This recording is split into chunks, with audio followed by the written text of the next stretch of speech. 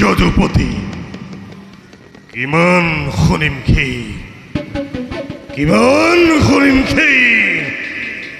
গোৱালৰ লৰাৰ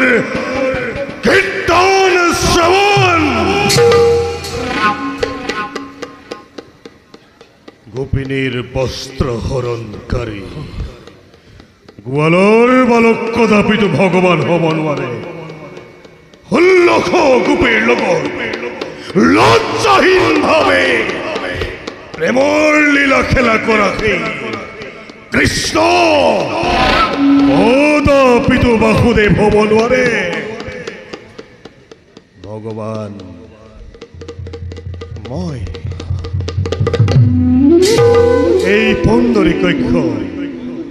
বাসুদেৱ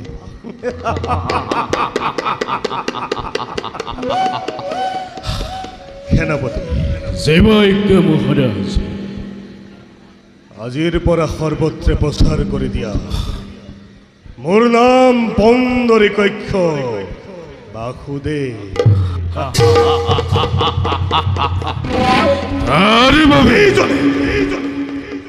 যিজনে মোৰ এই আদেশ অমান্য কৰি তেওঁক নৃশংসভাৱে হত্যা কৰিবা আৰে বাবে কোনো চিন্তা নকৰিব মহাৰাজ গোটেই পৃথিৱীত কালে বিবেকিতৰ সৃষ্টি কৰিম আৰু আপোনাৰ আদেশ কোনোবাই কৰ্ণপাত নকৰি যদি এই কলিয়া কৃষ্ণৰ নাম উচ্চাৰণ কৰে তালিকে তাৰ আছেদন কৰি মানসিক শাস্তি মই কৰিম প্ৰদান জগতৰ মধ্যত মহা প্ৰলয়ৰ ঘোষণা কৰি বুজাই দিম সকলোকে পণ্ডৰীকক্ষ বাসুদেৱ বুলি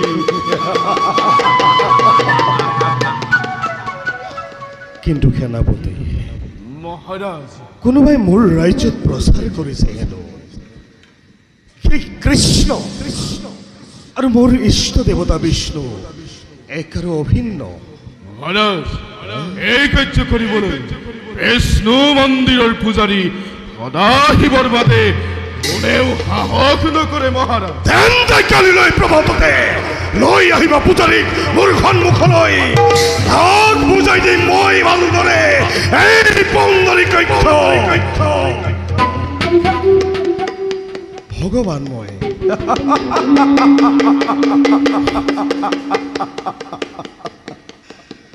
সেনাপতি মহাৰাজ বলা বলা এতিয়া নিজ কাৰ্যত হওঁ অগ্ৰসৰ লোক মহাৰাজ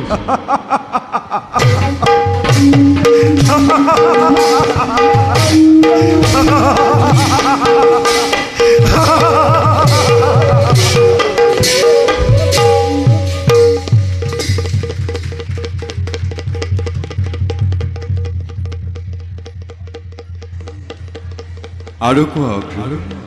প্ৰভু তাৰ পাছত কি হ'ল প্ৰভু দ্বাৰকা থেনু সত্ৰাজিত আৰু পখেনৰ মতে দ্বাৰকা থেনু তেওঁলোকৰহে আধিপত্য বিস্তাৰ হ'ব লাগে গোৱালৰ ল'ৰাক বোলে সি একেবাৰেই নামানে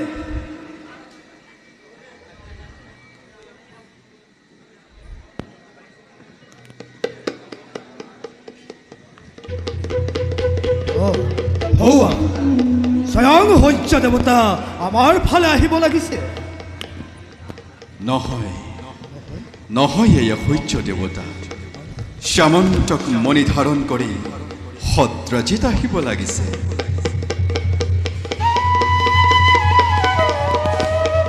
দ্বাৰকাপুত্ৰী প্ৰণিপাত গ্ৰহণ কৰিব আহা আহা সত্ৰাজিত সঁচাকৈ তুমি মহাভাগ্যৱান বাৰু কোৱাচোন সত্ৰাজিত কেনেকৈ প্ৰাপ্ত কৰিলা তুমি শ্যামন্তক ৰত্ন সূৰ্য দেৱতাৰ আৰাধনাৰ ফলস্বৰূপে এই মণি মই লাভ কৰিলোঁ এই মণিৰ গুণৰ সীমা নাই এই মণি পোৱাৰ সময়তে দৈব্যবাণী হৈছিল যি স্থানত থাকেতো মহামণি শ্যামন্তক সেই স্থানত অকাল দুৰ্ভিক্ষ মাৰি মৰক সৰ্প ভয় ব্যাঘ ভয় একো উপসৰ্গেও প্ৰৱেশ কৰিব নোৱাৰে কিন্তু এনে অমূল্য সম্পদটো যদুপতিৰহে যোগ্য সেইটো আকৌ কেনেকৈ অসম্ভৱ কিয় নহ'ব যদুপতি জগতৰ গৰাকী যদুপতি এই তাৰকাৰ গৰাকী এই অমূল্য সম্পদ যদুপতিৰ হাততহে যোগ্য মই এই মহামণি বহুত সাধনাৰ ফলস্বৰূপে লাভ কৰিছোঁ মোৰ প্ৰাণ গ'লেও মই এই মণি কাকো দিব নোৱাৰোঁ নাই নাই নাই মোৰ তেনে কোনো নাইবিলাক তথাপিতো তাতোতকৈ গুৰুত্বপূৰ্ণ কথা এইটোৱে যে এই মণিৰ বিষয়ে তুমি কিমান জানা সত্ৰাজিত শুনা এই মণি অতিকে শক্তিশালী কাম ক্ৰোধ লোভ মায়া ধাৰণ কৰি এই মণি তুমি গ্ৰহণ কৰিব নোৱাৰা মোৰ বুদ্ধেৰে উগ্ৰসেন এই মণিৰ যোগ্য ব্যক্তি যদুপতি এসাথে তুমি প্ৰকাশ নকৰিবা এই মণি মোৰ বহু সাধনাৰ ফল মই ইয়াক কাকো দিব নোৱাৰোঁ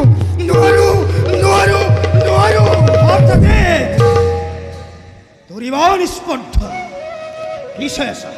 কিসায়স কৰে এই পাখণ্ডকে এই বসন্ততে বন্দী কৰা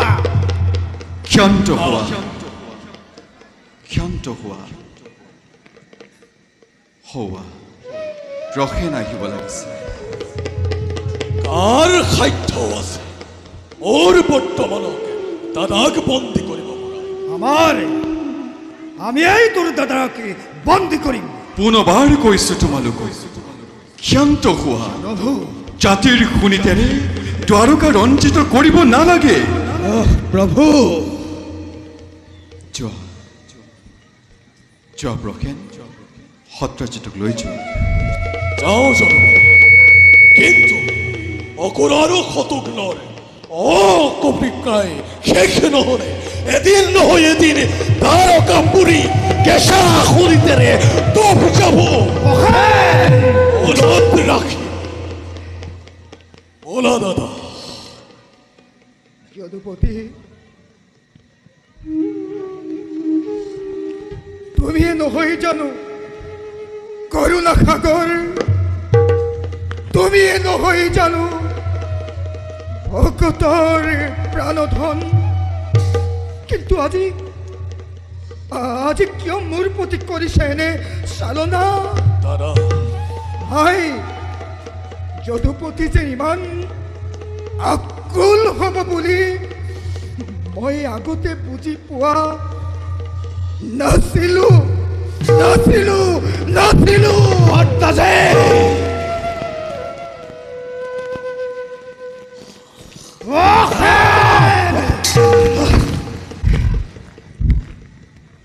আজি মিছা কলংক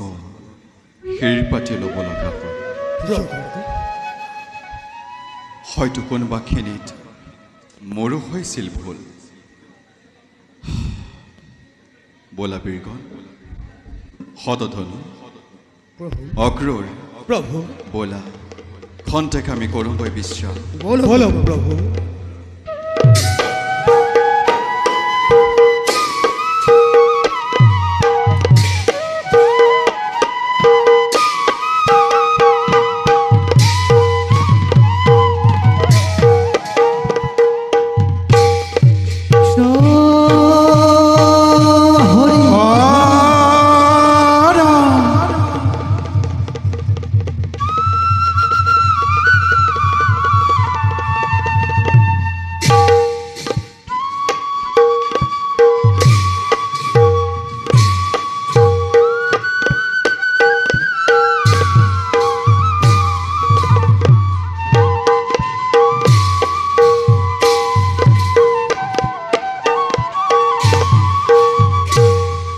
ৰাম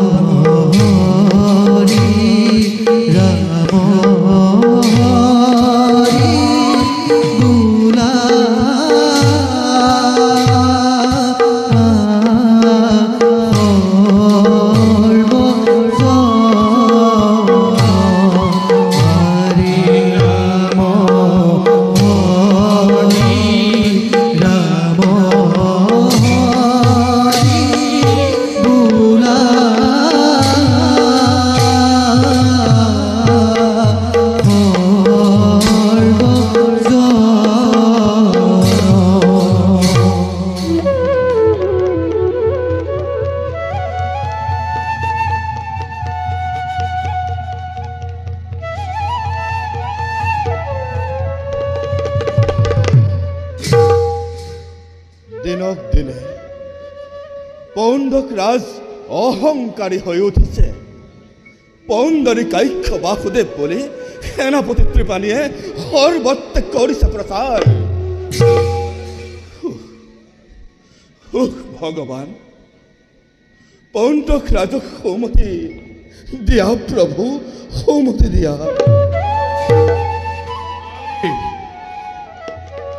পূজাৰী কোন আপোনাক বন্দক ৰাজে মাতি পঠিয়াইছে এতিয়া মোৰ সমীপে বন্দক ৰাজৰ ওচৰলৈ যাব লাগিব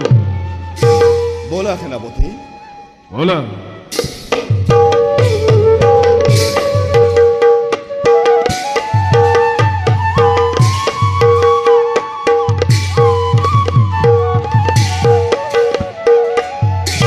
কৃষ্ণ কৃষ্ণ হৰি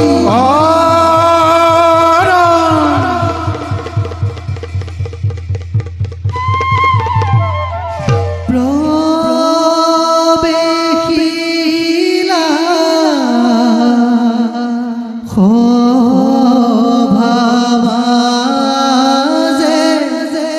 ঘণ্টা কৰ্ণ বীৰ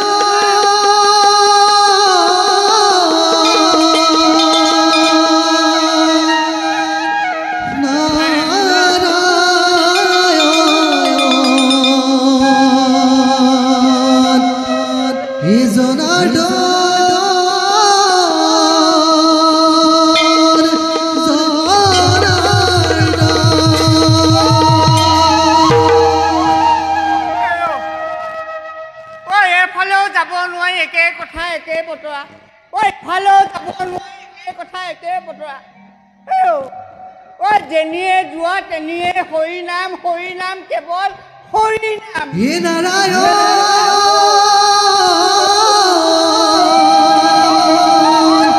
হে নাৰায়ণ হে নাৰায়ণ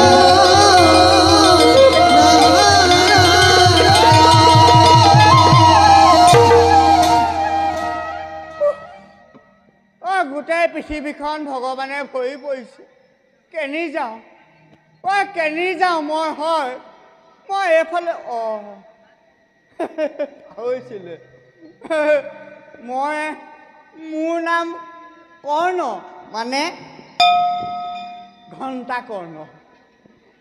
মই আকৌ কুবেৰ অনুচৰ মই আকৌ হৰি নাম একেবাৰে শুনিব নোখোজো নহয় হৰি নাম শুনো তেনে সৌপানী বৰপানী সমস্ত ভেটা ভাগি যায় হৰি নাম নথকা ৰাজ্য এখন বিচাৰি নিজ ৰাজ্য এৰি এনেকৈ দেশে বিদেশে ঘূৰি ফুৰিছোঁ পিছে স্বৰ্গ মৰ্ত্যৰ সকলোতে কেৱল হৰি নাম আৰু হৰি নাম পিছে ময়ো আকৌ কম ভকত নহয় য'তেই হৰি নাম শুনো ত'তেই ঘণ্টাটো বজাই দিওঁ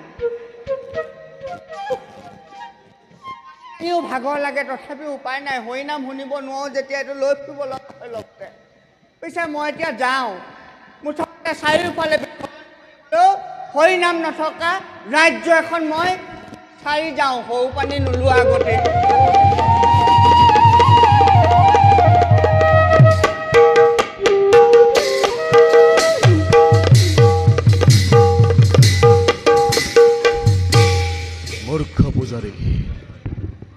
নিষেধে তোক মই ইমান মহান দায়িত্ব কৰিলো অৰ্পণ বিগ্ৰহৰ পূজা কৰ তই মাথো অৰ্থৰ লোভত মহাৰাজ,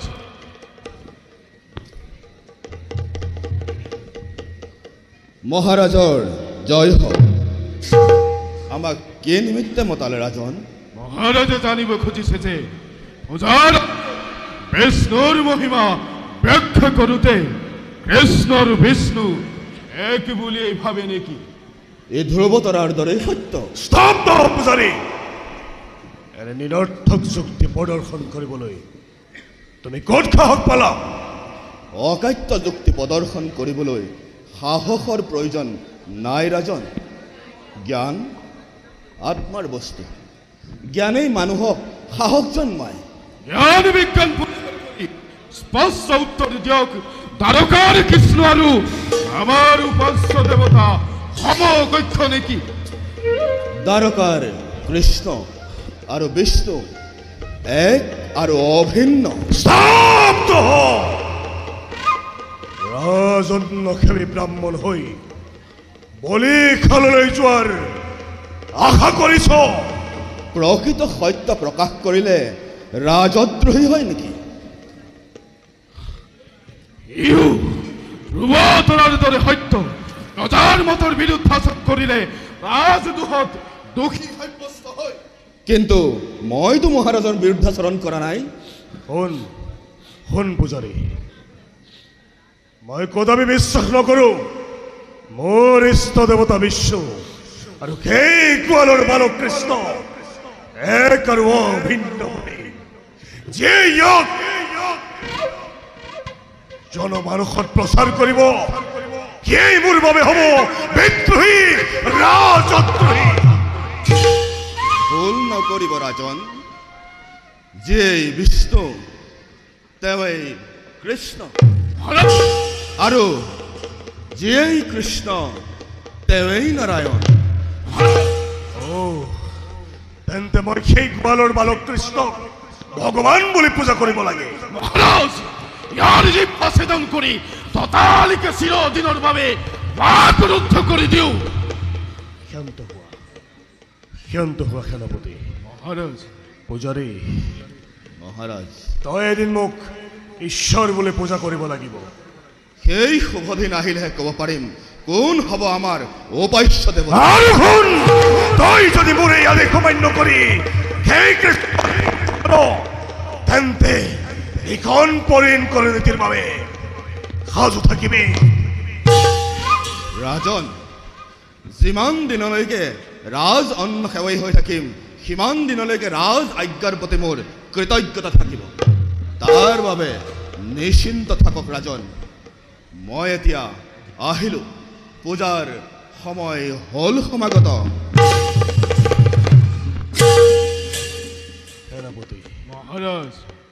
তুমি এই পূজাৰীক ভালদৰে নিৰীক্ষণ কৰিবা। চাবা যাতে সি আমাৰ আদেশ অমান্য নকৰে। যদি সি আমাৰ আদেশ অমান্য কৰে তেন্তে তাক হাৰদুলৰ পিঞ্জিৰাত নিক্ষেপ কৰিবা। বলা এতিয়া।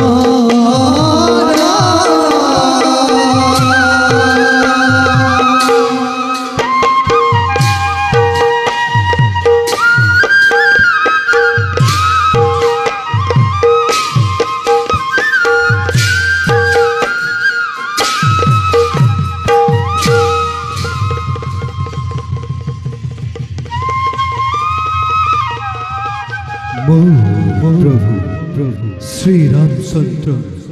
আজিও গমন নহল। ত্ৰেতা যুগতেই মোক দিছিল আশ্বাস, দাপৰ যুগত আমাৰ দুয়ো হ'ব মিলন। কিন্তু ক'ত দাপৰো শেষ হওঁ হওঁ। মোৰ আশা অপূৰ্ণ হৈ ৰ'ব নেকি? যদিহে মই প্ৰকৃত ভক্ত আছিলোঁ, তেন্তে তেন্তে তেওঁৰ কৃপাৰ পৰা কিয় কদাপিতো বঞ্চিত নহওঁ যেন। প্ৰভু প্ৰভু মোক যেন তুমি দিহা দৰ্শন। যাওঁ এতিয়া মই প্ৰভুৰ চিন্তাত মনোনিৱেশ কৰোঁগৈ।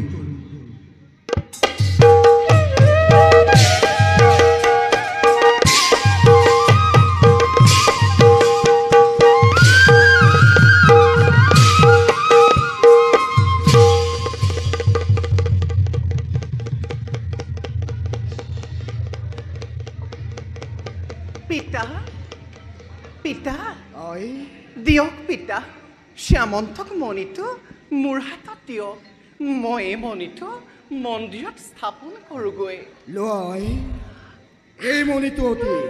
সাৱধানে ৰাখিব লাগিব। স্বয়ং কৃষ্ণয়ো এই মণিটোৰ প্ৰতি দৃষ্টি পৰিল। নহয় দাদা, মণিটো মোক দিয়ক। মণিটো আকৌ তোক কিহৰ আৱশ্যক হ'ল ভাই? দাদা, মই মৃগয়াৰ হেতু যাব বিচাৰিছোঁ। পিতা, মৃগয়ালৈ মণিটো নিলে বিপদৰ সন্মুখ হ'ব। হয় আই, যি স্থানে থাকে এইটো শ্যামন্তক মণি, নাহিকে ভয় কাৰো। ভাই, শ্ৰদ্ধা আৰু ভক্তিৰ ওপৰতে যথাৰ্থ মূল্য প্ৰকাশ পায়। দাদা বাৰু, মণিটো লৈ যাব বিচাৰিছ যেতিয়া লৈ যা, কিন্তু তই অতি সাৱধানে ঘূৰি আহিব লাগিব। হে দেৱদত্ত,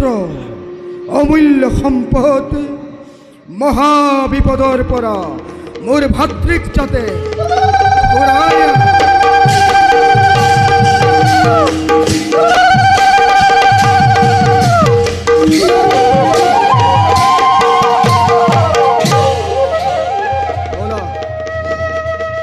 বলা ভাই। দাদা, তোমাৰ মৃগয়াৰ যাত্ৰাৰ বাবে প্ৰস্তুত কৰুঙ্গই।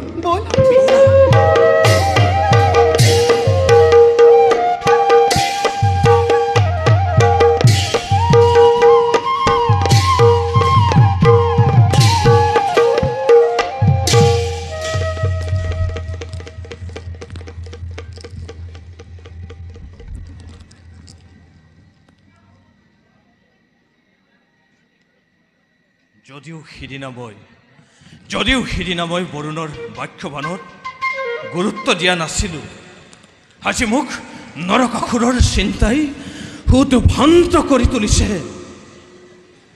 কি কৰোঁ? নাই, আজি মই দেৱ সেনাপতি কাৰ্তিকক যুদ্ধৰ বাবে সাজু হ'বলৈ নিৰ্দেশ দিম। নহ'লে হয়তো নৰকাসুৰে যিকোনো মুহূৰ্ততে স্বৰ্গ আক্ৰমণ কৰিব পাৰে। যিকোনো মুহূৰ্ততে নহয়, এই মুহূৰ্ততে। কোন তুমি সুন্দৰ যুৱক? ধৰিত্ৰীৰ জাৰজ সন্তান মই, নাম মোৰ নৰকাসুৰ। তই তেন্তে নৰকাসুৰ? কিবা হেতু আগমন আজি তোৰ ইন্দ্ৰৰ অমৰাৱতীপুৰে? নিজৰ আত্মপৰিচয় বিচাৰি। আত্মপৰিচয়?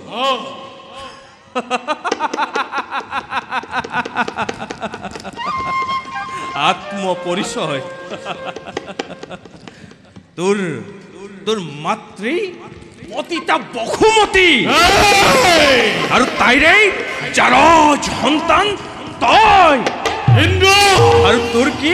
আত্মপৰিচয় থাকিব পাৰে? মই যে দেৱতা জাৰজ আকৌ দেৱতা পিতা মোৰ দেৱ নাৰায়ণ এটা সামান্য বৰা মাতৃ মোৰ বহুমতী জগতৰ পাপৰ প্ৰতীক তাই এজনী বেশ্যা মই এতিয়াও ধৈৰ্যচ্যুত হোৱা নাই এটা সামান্য জাৰজৰ ভাবুকিত এই দেৱৰাজ ইন্দ্ৰ তেল মানুহ বিচলিত নহয় এবাৰ নহয়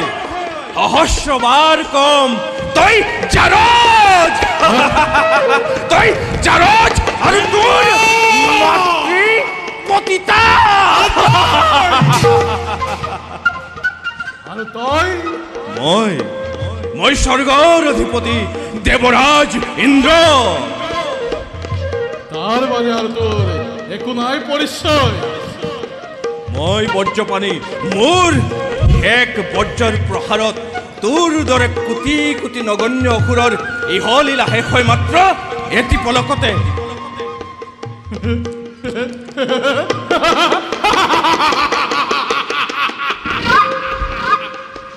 শুন হেৰো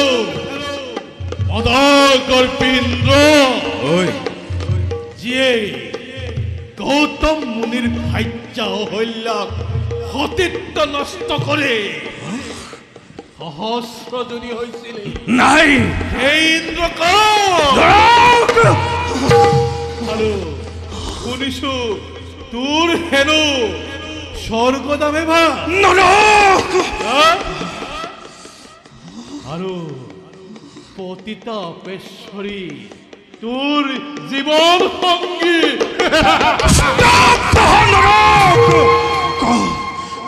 কিবা হেতু আগমন আজি তোৰ এই অমৰাৱতীপুৰে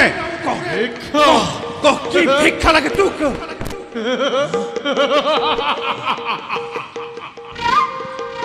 ভিক্ষাৰী জলঙালৈ অহা নাই এই প্ৰাগজ্যোতিষৰ একচ্ছত্ৰী সম্ৰাট আহিছো মাথো তোৰ দৰে এটা পাপীৰ মুখ খুলিবলৈ এই জগতৰ অৰিন্দ্ৰ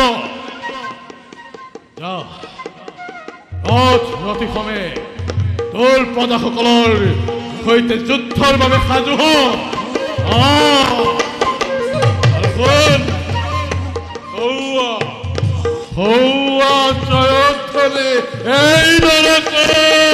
জয় নরকাসুর জয় জয় নরকাসুর জয় জয় মহাবীর গণ জয় জয় জয় কার্তিক কার্তিক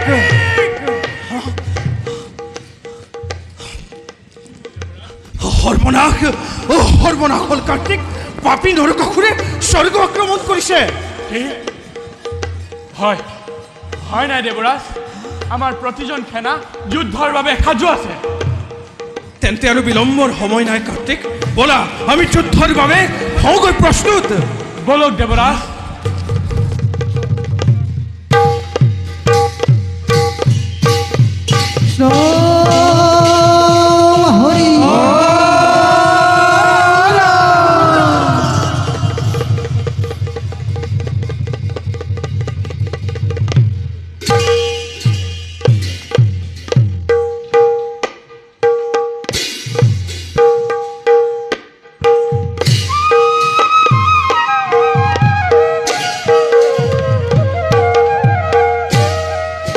প্ৰবেশী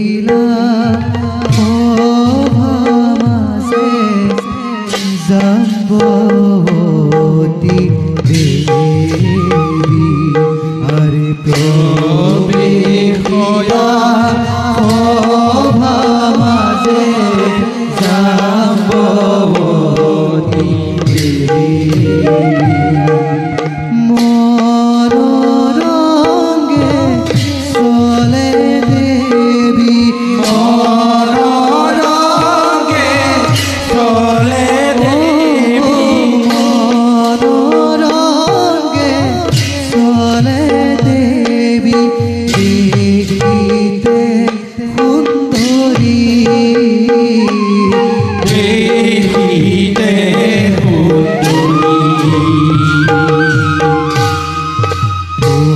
দুখনে পাইলা গয়া অভাৰ ভিতৰ হৰি দুখনে পাইলা গয়া অভাৰ ৰাম হৰি ৰাম হৰি ৰাম হৰি ৰাম হৰি ৰাম হৰি ৰাম হৰি ভুলানি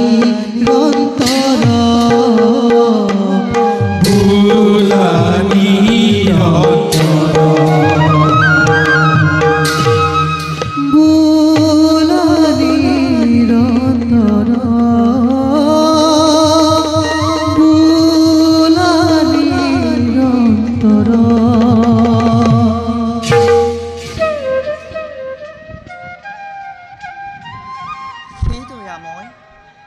তোমাৰ অপাৰ সাগৰ দয়াময় দিয়া স্থান তব ৰাতুল চৰণত প্ৰভু কিয় বাৰু ইমান দিন ৰাখিছে অতল গৰ্ভৰ মাজে প্ৰভু কেতিয়া উদ্ধাৰ কৰিবা সেই অবলা নাৰীক প্ৰভু যাওঁ এবে পূজাৰ হৈছে সমাপন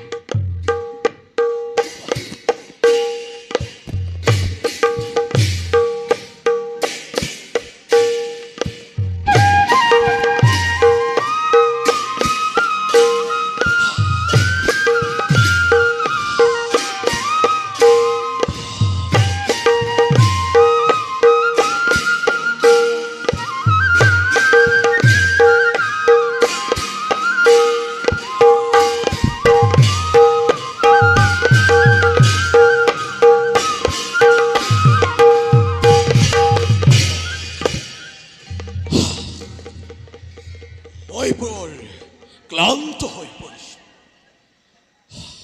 শান্তিক ইয়াতে জিৰণি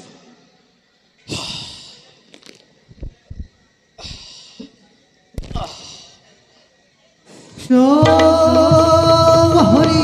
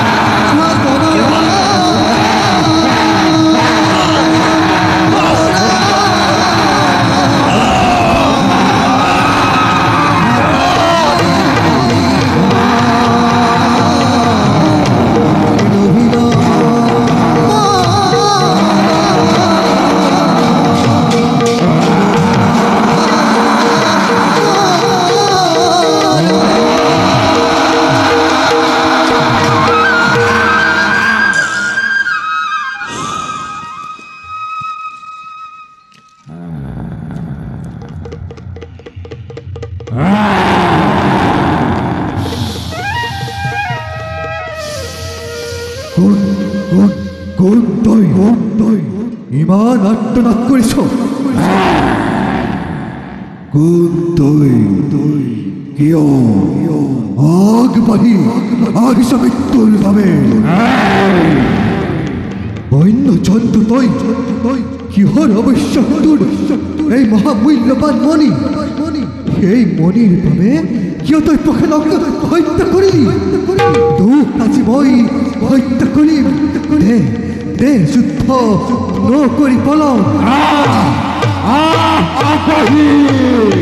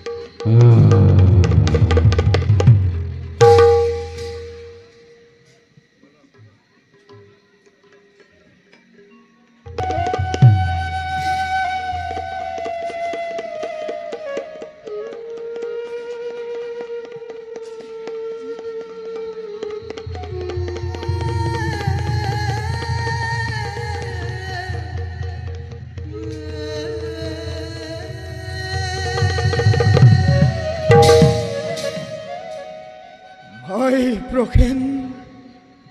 মৃগয়ালৈ যোৱা আজি বহুত দিন হ'ল আজিও সি মৃগয়াৰ পৰা ঘূৰি অহা নাই ভাই প্ৰখেন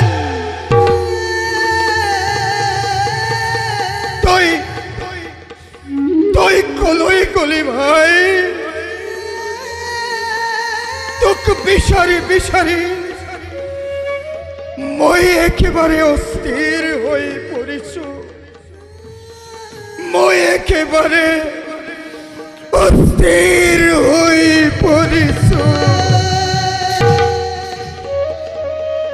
বুজিছো তই আৰু কিয় সংসাৰত নাই অ ভাই কালে তোক বুকু কালে তোক মোৰ বুকুৰ মাজৰ পৰা কাঢ়ি লৈ গ'ল ভাই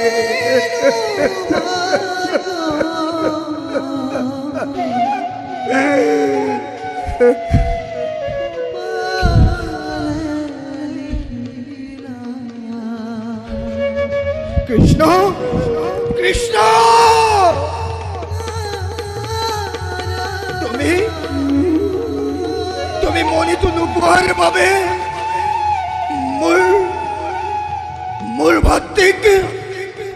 হত্যা কৰিলা কিয় কিয় কৃষ্ণ কিয় কিয় কিয়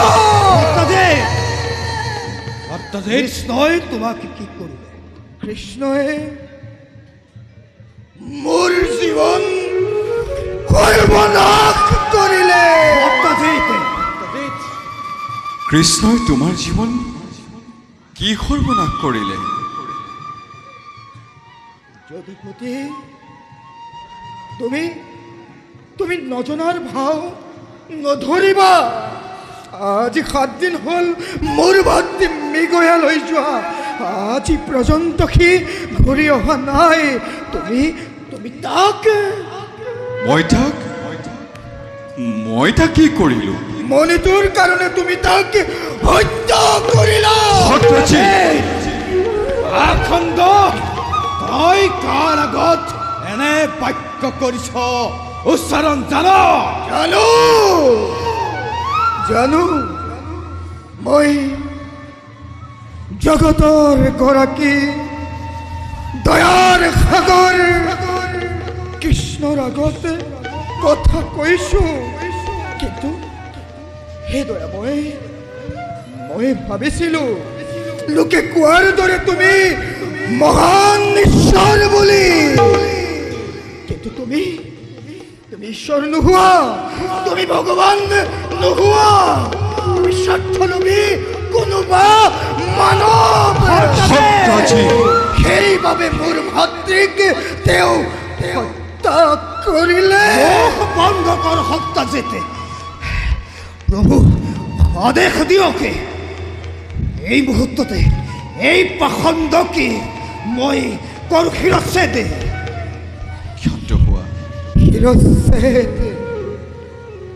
শিৰচ্ছেদ কৰিবা কৰা তাৰ বাবেতো তোমালোকে অতদিনে অপেক্ষা কৰি আছিলা কিন্তু মই মৰিলেও সত্যভামাক তোমালোকৰ ভোগৰ সামগ্ৰী হ'বলৈ দিব নোৱাৰো তাৰ আগতে সত্যভামাক শিৰচ্ছেদ কৰি মোৰ জীৱন লীলা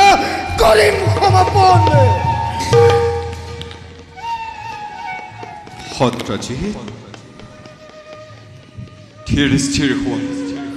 ক্ষান্ত হোৱা মনক সান্তনা দিয়ে মিছাতেই মিছা কলংক কৃষ্ণৰ মূৰত নিদিবা যাবি মই স্থিৰে থাকিব নোৱাৰো সত্যজিৎ মই স্থিৰে থাকিব নোৱাৰো যদুপতি মোৰ ভাতৃক হত্যা কৰি তুমি শান্তিৰে থাকিব নোৱাৰিবা যদুপতি তুমি শান্তিৰে থাকিব নোৱাৰিবা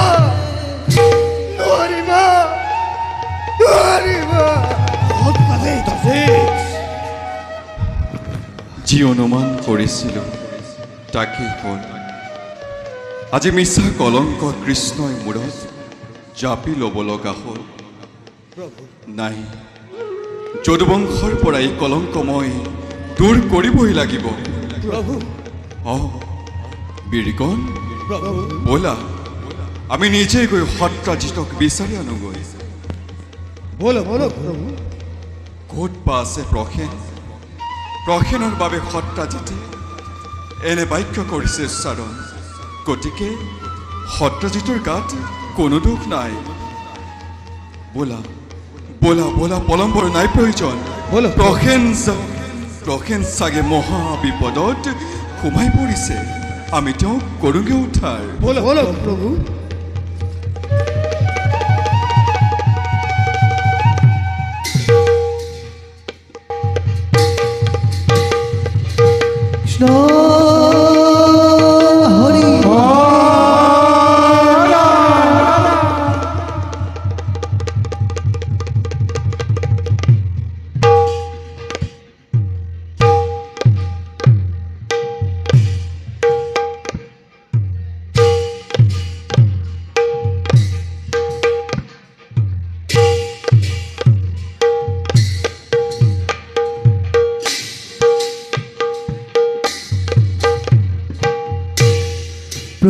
প্ৰবেশিলা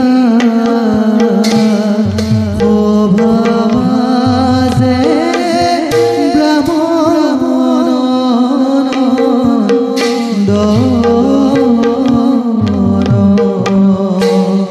হৰি পূজা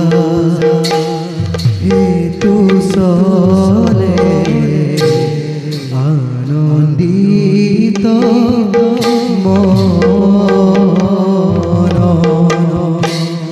হরি পূজা হেতু চলে আনন্দিত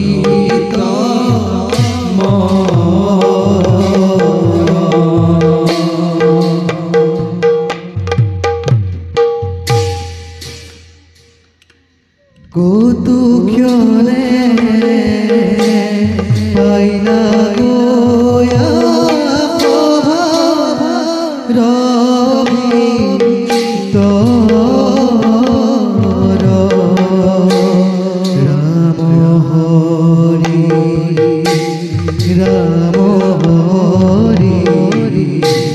বুড়া সর্ব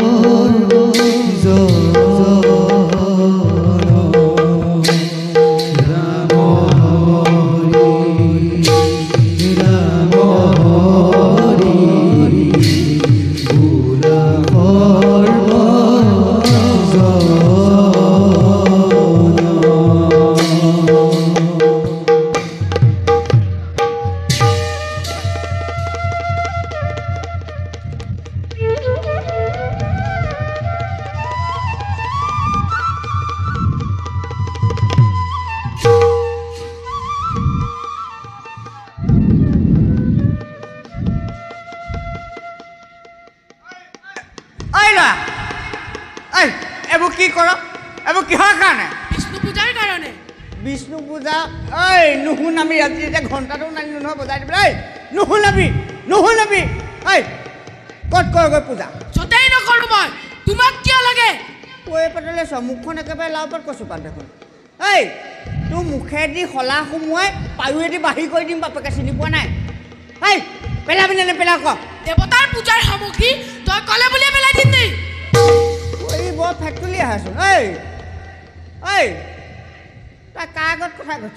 আগত কথা কৈছ নেলুটো পাক মাৰি ছিঙি পেলাম চিনি পোৱা নাই পেলাবি নে নেপেলা ক নেপেলালে কি কৰিবা নেপেলালে তোক টুকুৰা কৰি পেলাই ইয়াতে সিঁচি থৈ যাম কচোন তোৰ যদি ক্ষমতা আছে ই মুখে কৈছোন তই মোক চিনি পোৱা নাই তই ৰটোক আজি পাটনা তই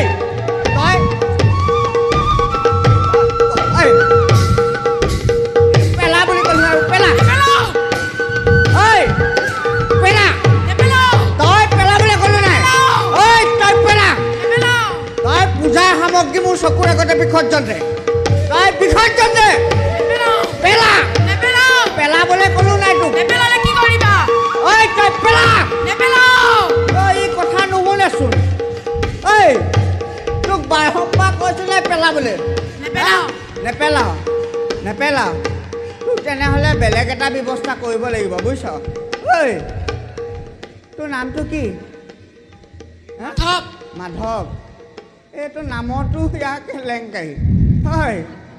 এইটো নামটো শুনিবই নাপায় এই তই দেৱতা পূজা সামগ্ৰী পেলাবিনে নেপেলাও হা অঁ এইটো কোন এই ঘণ্টাকর্ণ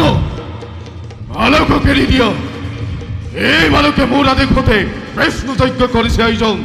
এই প্ৰথমতে তই সাৱধান হৈ ল আজ সেনাপতি মই তোৰ দৰে পূজাৰিক তেল মানু মই অকৰু ভয় এই তেনেকৈ অস্ত্ৰ নুলিয়াবি মোৰ আছে অঁ থাকি আহিলে নেকি মই যাওঁ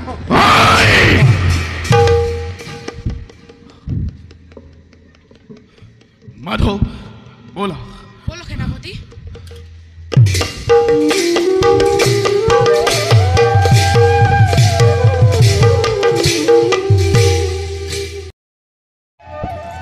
তাৰ পাছত কোৱাচোন তাৰ পাছত কি হ'ব প্ৰভু নৰকাসুৰক বধ নকৰিলে পৃথিৱীত মহাপ্ৰলয়ৰ সূচনা হ'ব কিন্তু হে দেৱঋষি পিতৃ হৈ নিজ ঔৰক জাত সন্তানক মই কিবাদৰে কৰোঁ নিধ নাৰায়ণে নাৰায়ণ নহ'লে যেন এই জগতভাগী উদ্ধাৰ নহ'ব প্ৰভু কামাখ্যা দেৱীহো কাতৰভাৱে আপোনাকেই কৰিছে স্মৰণ প্ৰভু আপুনি নৰকাসুৰক কিবা উপায়েৰে বধ কৰিব লাগিব নহ'লে এই জগতত আপোনাৰ কলংক খাদিব প্ৰভু উচিত কথা কৈছা দেৱঋষি নিশ্চয় প্ৰভু আমি স্ৰষ্টা আমি দ্ৰষ্টা আমি সমস্ত জগত নিয়ন্ত্ৰা মাধৱ ধৰিত্ৰীৰ উদ্ধাৰৰ উপায় আমি কৰিম অৱশ্যে নিশ্চয় প্ৰভু শীঘ্ৰেই যাত্ৰা কৰিম মই নৰকাসুৰৰ ৰাজ্য নাৰায়ণ বধ কৰি নৰকাসুৰক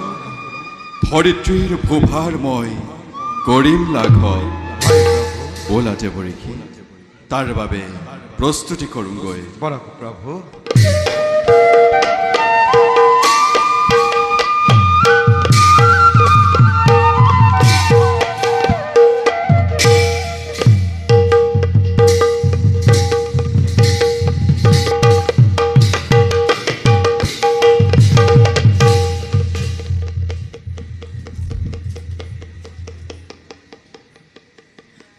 নৰকাসুৰ কোনে মোক কৰিছে আহ্বান মই দ্বাৰকাৰ অধিপতি দৈৱকী নন্দন কৃষ্ণ কি তুমি তাৰকাপতি কৃষ্ণ তুমি মোৰ হয় মই তোৰ পিতা বৰাহ অৱতাৰত ধৰিত্ৰীৰ গৰ্ভত তই লৈছিলি জন্ম পিতা পুত্ৰৰ সহস্ৰ প্ৰণিপাত কৰিব গ্ৰহণ উঠা উঠা নৰকা যদি পিতৃৰ আশীষ বিচাৰিছা তেন্তে পিতৃৰ কথা মানি দেৱতাৰ সম্পদ ঘূৰাই দিয়া লগতে নাৰী নিৰ্যাতন বন্ধ কৰা সেয়া কেতিয়াও সম্ভৱ নহয় পিতা নৰকা মিছতে তুমি দেৱতাৰ আশ্ৰয় নলবা যি নাৰীয়ে চালনা কৰি দানৱক ধ্বংস কৰিব পাৰে তেনে নাৰীক শাস্তি দিয়াটো মোৰ অপৰাধ কি পিতা তুমি সীমা চেৰাই গৈছা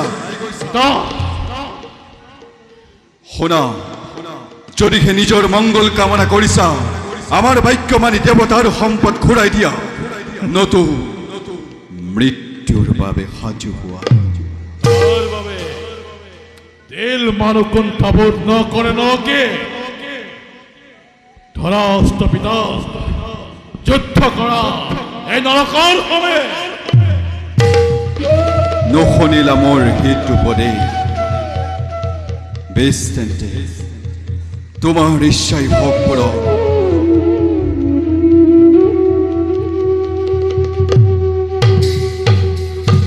লাগিলে ঘূৰ অতি ভয়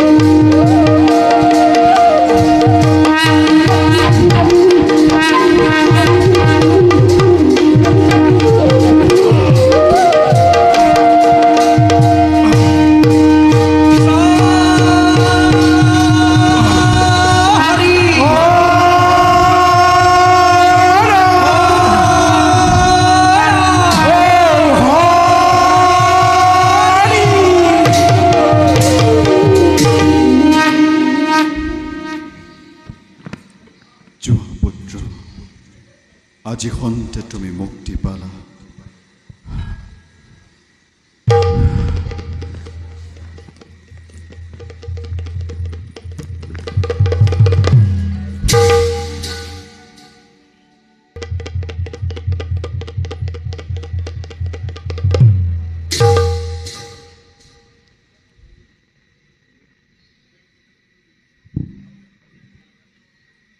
সেনাপতি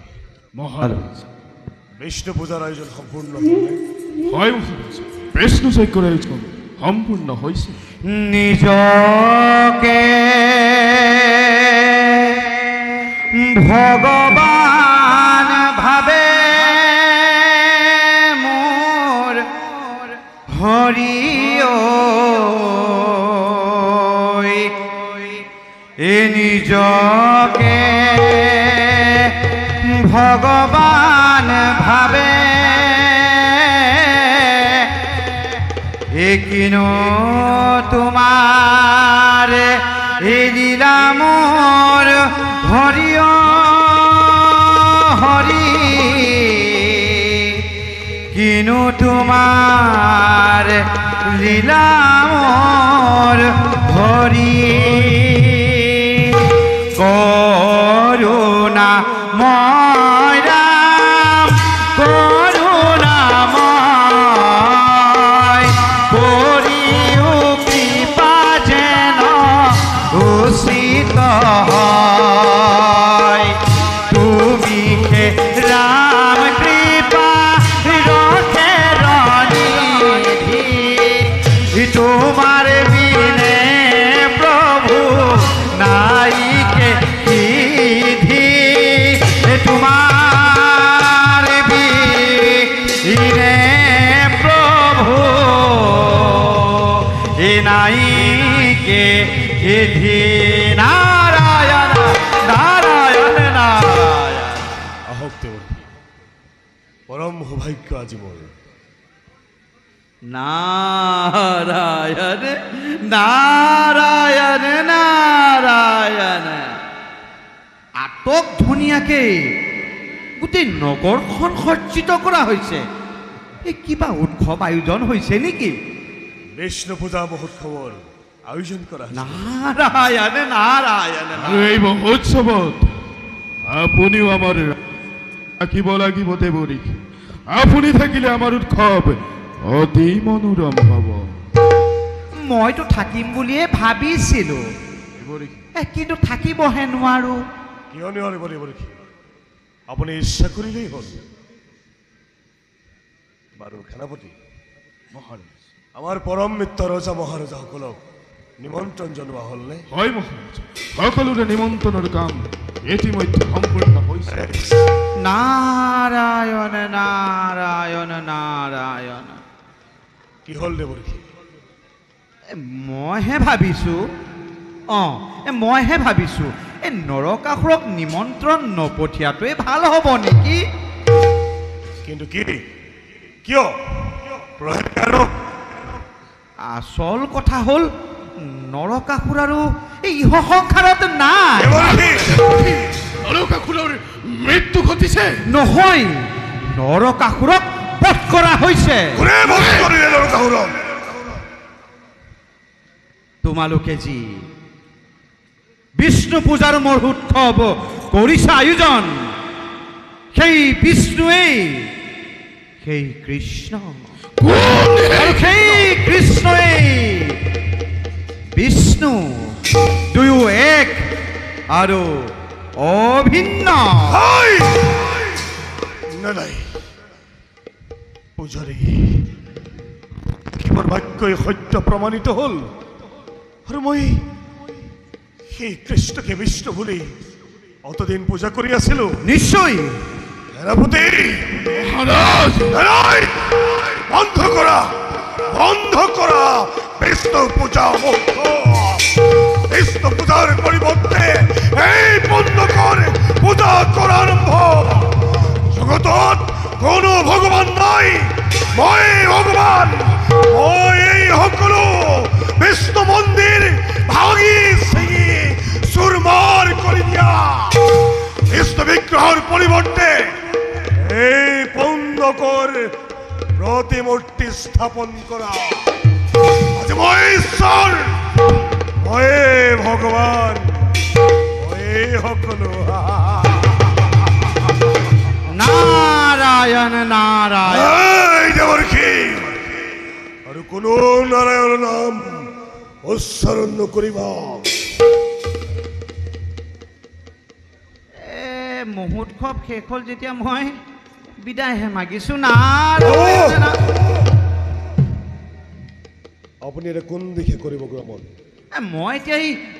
বদৰিক আশ্ৰমলৈ গমন কৰিম তেন্তে শুনক দেৱৰ্ষি আজিৰ পৰা স্বৰ্গ মধ্য পাতাল সকলোতে প্ৰকাশ কৰি দিব এই পুণ্ডৰীকক্ষ ভগৱানতকৈ অন্য কোনো ভগৱান নাই নাই নাই বাৰু বাৰু ৰাজন মই তেন্তে বিদায়হে মাগিছো এ মায়াত বন্দী হলে কালিন্দী ভোমোৰা জুইত বন্দী হলে চগা তুমি বন্দী হলা এ দৰ্প অহংকাৰে নুবুজি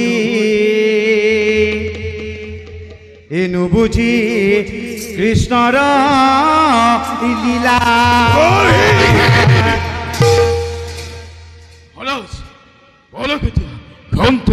বিশ্ৰাম কৰো বিশ্ববৰ নোহে সময় সৈন্য সামন্তক কৰা গৈ যোগাৰ এই মুহূৰ্ততে খবৰ সজ্জা আমি কৰো আৰম্ভণ বলা বলা সেনাপতি মুহূৰ্ততে জপিয়াই পৰো যুদ্ধক্ষেত্ৰ মহাৰাজ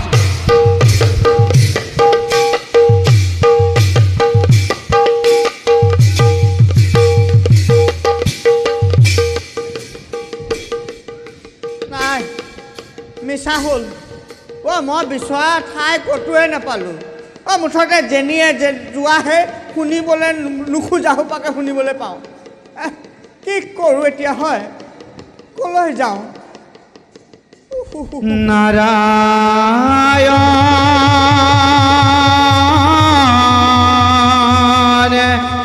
হে নাৰায়ণ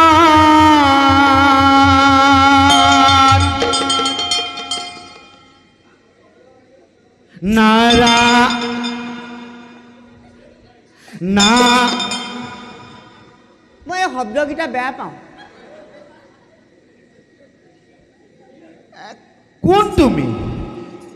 কোন তুমি ঘণ্টা পাতক পৰিচিত যে লগা নাই তোমাক মই কৰ্ণ ঘণ্টা কৰ্ণ ঘণ্টা কৰ্ণ পিছে ইয়াত তুমি কি কৰিছা মই হৰিনাম নথকা ৰাজ্য এখন বিচাৰি ফুৰিছোঁ হৰিনাম নথকা ৰাজ্য বিচাৰি ফুৰিছা মই হৰিনাম শুনিব নোখোজো মানে নোখোজা একেবাৰে বেয়া পাওঁ বেয়া পোৱা তেন্তে তুমি পণ্ডকৰ ৰাজ্যলৈ যোৱা হয়নি কেলে বা তাত হৰিনাম পণ্ডক ৰজাই শুনিবলৈ একেবাৰেই নিবিচাৰে মোৰ লেখীয়া মানে তোমাৰ নিচিনা তুমি পিছে কোনফালে যোৱা মই বদৰিক আশ্ৰমলৈ গমন কৰিম হয়নি তেনেহ'লে তুমি যোৱা হৌমান চুবলৈ তুমি যোৱা চ গ'লে মই যাম নগ'লে হ'ব যোৱা তেন্তে হ'ব যোৱা আগবঢ়া এই হৰি নাম বিচাৰি এই খালো বাতৰি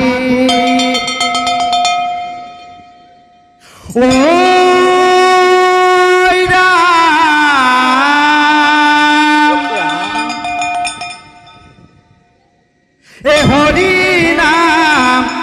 এই হৃদয়ৰ মাজে হৰিনাম ক'ত থাকে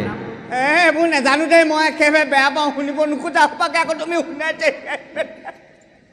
এই হৰি নাম বিচাৰি এই খালো বাতৰি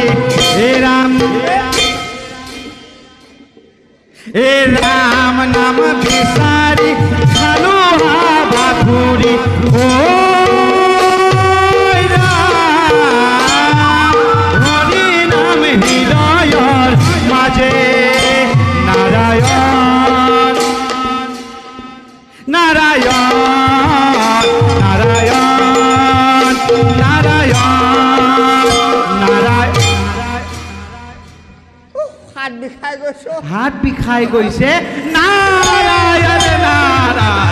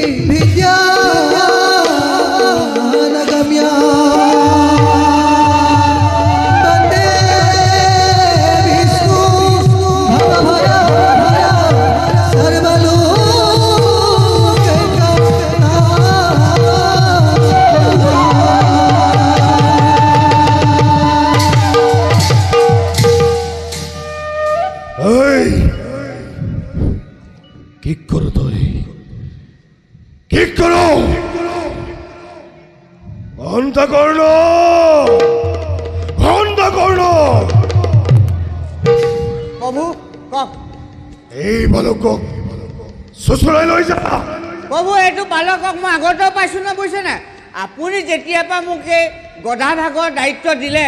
মই এই হৰি নাম লোৱা এটাও সামুঠ হোৱা নাই একেবাৰে মহতিয়াই গৈছোঁ এফালৰ পৰা আৰু প্ৰভু খালি এই ঘণ্টাটোতকৈ অকণমান গধুৰ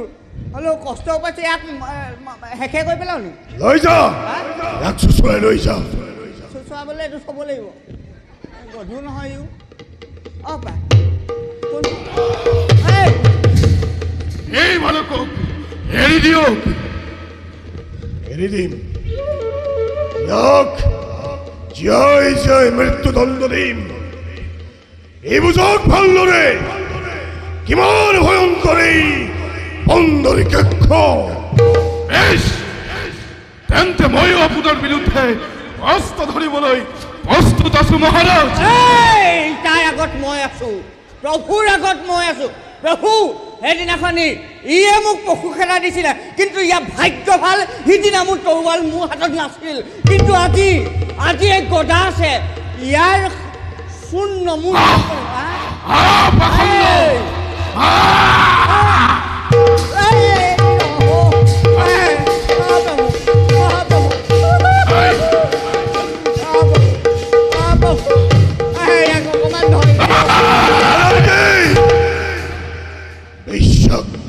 সেনাপতি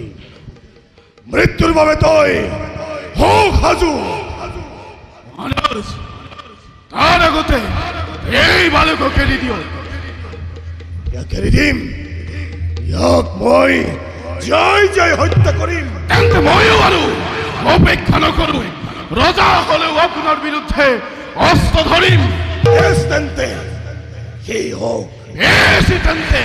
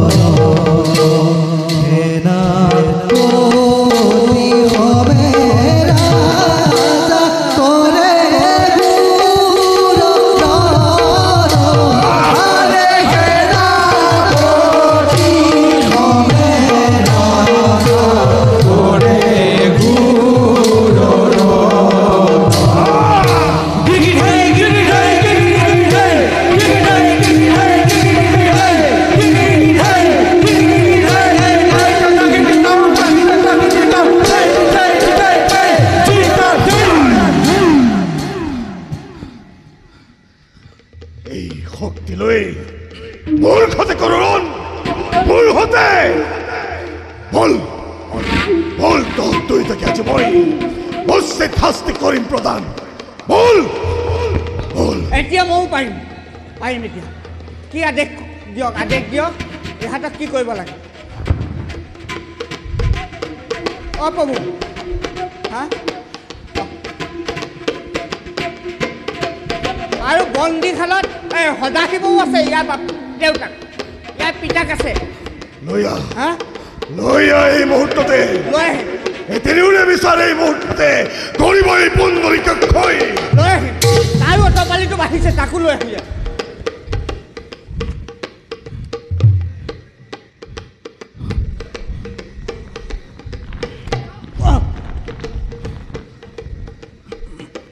সেনাপতি কলৈ যাওঁ একবাৰৰ বাবে সুধিছো তই মোক ভগৱান বুলি পূজা কৰিবি নে নকৰ একদম গুচি যাব ডিঙি দেই কৈ দিলোঁ ৰাজকীয় সদায় থাকিব কিন্তু চিন্তা মানুহৰ নিজা বস্তু শুন ৰজাৰ ধৰ্মই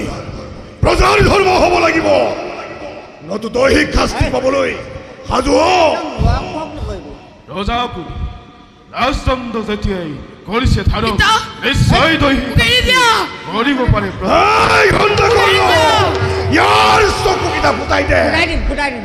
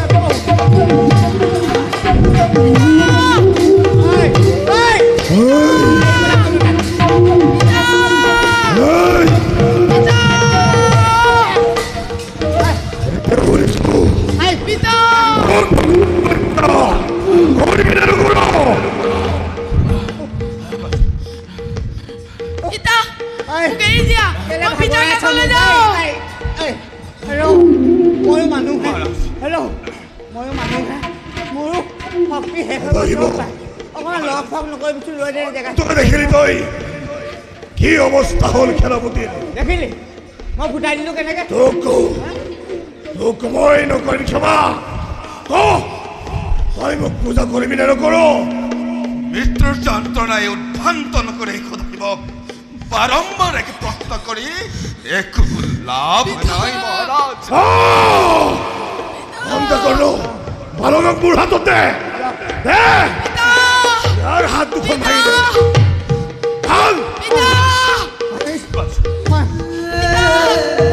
বাবু গিৰাই লওঁ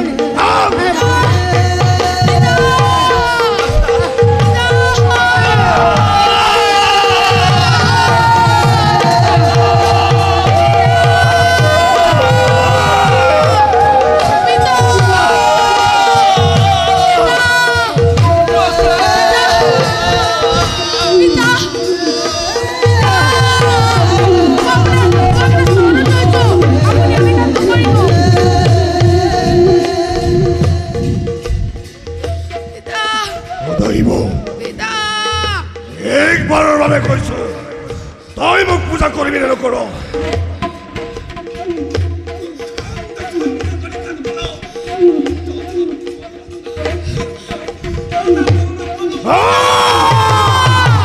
কাটিয়ে পেলাওঁ ঘণ্টা কৰ্ণ লৈ যা মাধৱক মুণ্ডা ছেদন কৰি লৈ ইয়াৰ সন্মুখলৈ চাম্ভালৰে এই মোক পূজা কৰিবলৈ নকৰে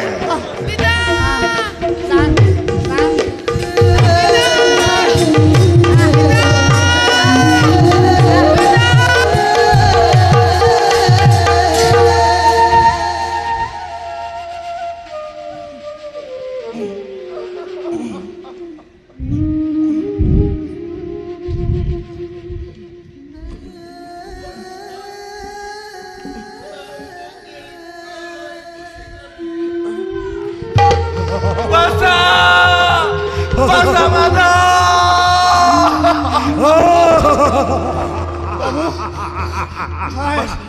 এয়া চা চিন স্বৰূপে তোলৈ উপহাৰ আনিছোঁ দেখা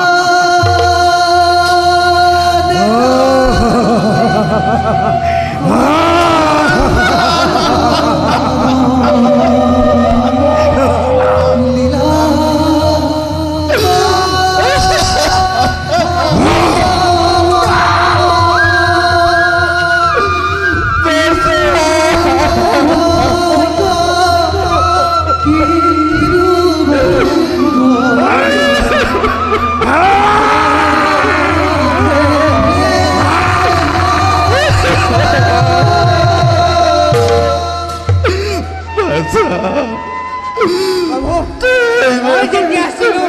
এই মোক পশু খেলাই দিছিলে ইয়াক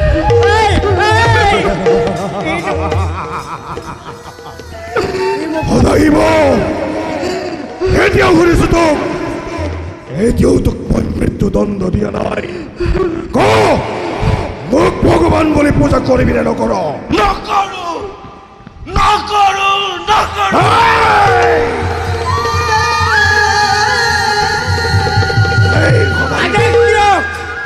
আদেশ দিয়ক আজি মই নিষ্ঠুৰ বিধাতা কোনেও মোক আজি তলাব নোৱাৰে আজি মই নিষ্ঠুৰ বিধাতা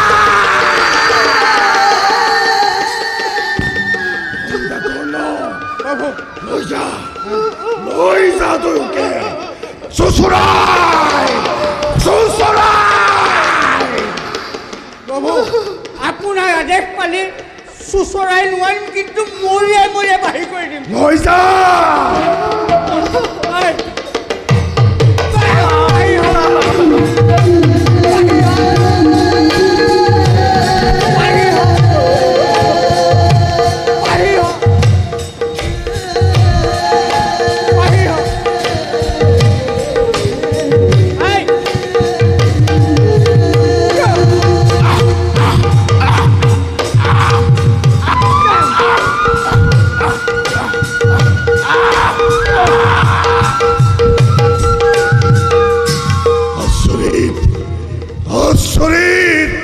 নিজ পুত্ৰৰ চিহ্ন মন্ত্ৰ দেখিও পূজাৰীৰ হৃদয় নগলিল তথাপিতো নকৰিলে মোক পূজা নাই কি কৰোঁ মই এই মুহূৰ্ততে মই দ্বাৰকালৈ কৰিম গমন শ্যাম ভাল্লৰে সেই কৃষ্ণই কিদৰে ৰক্ষা পাই বন্ধ কৰা হাতত তুমি দ্বাৰকালৈ যোৱাৰ নাই প্ৰয়োজন মই নিজে আহিছোঁ তুমি মই দ্বাৰকাৰ অধিপতি কৃষ্ণ বেশ আজি বন্ধ কর সৌভাগ্যর সরোজ স্বয়ং উদয় হবার দেখা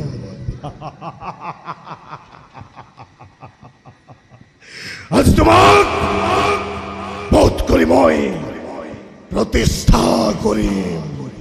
ভগবান রূপে কৃষ্ণৰ দৰে বেশভূষা ধাৰণ কৰিলে কৃষ্ণ হৈ নাযায় মূৰ্খ নিজকে কৃষ্ণ বুলি হৰি ভক্তৰ ওপৰত কৰিলে অত্যাচাৰ তোৰ অত্যাচাৰত হৰি ভক্তসকলৰ হৈছে দুৰ্দশা এয়াই নেকি ঈশ্বৰৰ ইচ্ছাত এয়াই তোৰ আজি শেষ ৰণ হ'ব দে যুদ্ধ কৃষ্ণৰ সমে সেই হোক অস্ত্ৰধৰ নকৰি পলম বেশ ময়ো চাওঁ কৃষ্ণৰ গাত কিমান শক্তি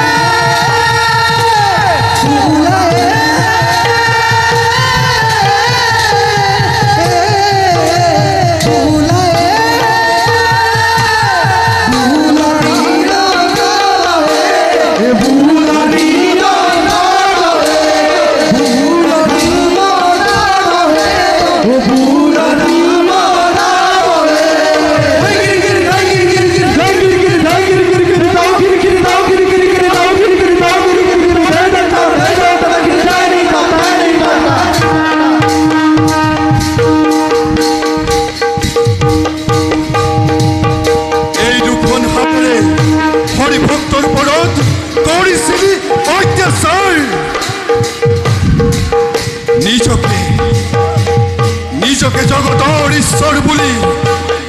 হৰি ভক্তৰ ওপৰত কৰিছিল অত্যাচাৰ। শুন শুন হেৰ মূৰ্খ দুঃশক্তমন সন্তক পালন এই কৃষ্ণৰ একমাত্ৰ লক্ষ্য জীৱনৰ, কাৰণ মই সেই জগত কাৰণ দেৱ নাৰায়ণ।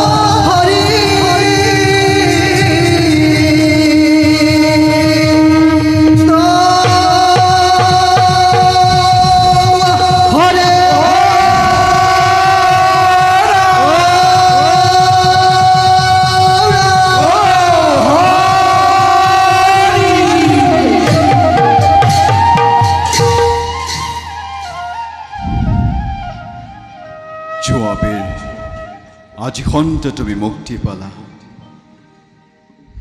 শত্ৰুৰূপে হলেও কৃষ্ণ বুলি নিজ মুখেৰে কৰিছিলা উচ্চাৰণ, সেইবাবে মুক্তি পালা তুমি। যাও ধৰিত্ৰীৰ ভোভাৰ কিছু হৈছে লাঘৱ, এবে যাও নিজ কৰ্তব্যত অগ্ৰসৰ।